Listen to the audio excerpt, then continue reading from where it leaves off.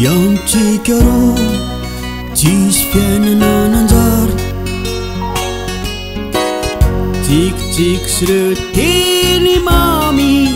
teny molotro matetika efa loso sarisary atsaina tona reraka tokoa hoe niandrotsika roa tady enjana mazana mandrakana tsy maraitsy ariva hatrano raiky tsisy namana manireka rahada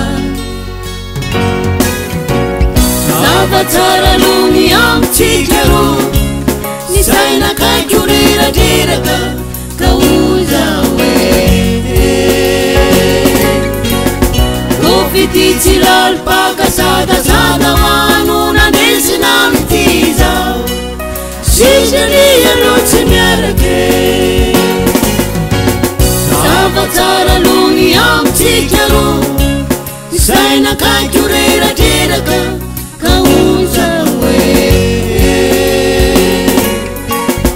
kofity tsy lalopaka sadasada manona ndesina mitiza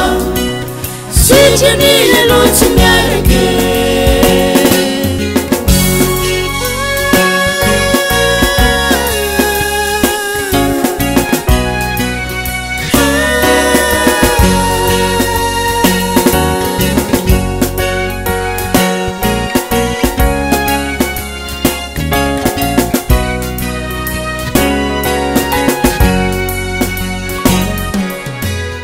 sangabato saina tsangana dinatsika narona sombinaiky zanakao tsy songetaka navantifantokony ty fonaka hanao tsy miove tsy niova feko anao dory andro maro sinasinangina zao niaritra ny zakamaro niezaka nandefitra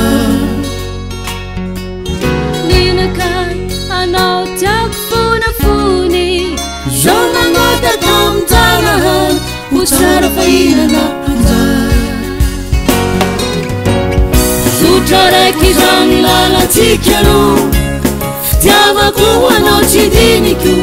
mariny anao mahampizaha ampiana sitrana ny fonaka sy ampiadana ny zanaka tsaikitsika ro mitambatry sotry raiko zany lalatsika ro fitiavako anao tsy diniko mariny anao mampizaha anampitampiana sitrana ny fonaka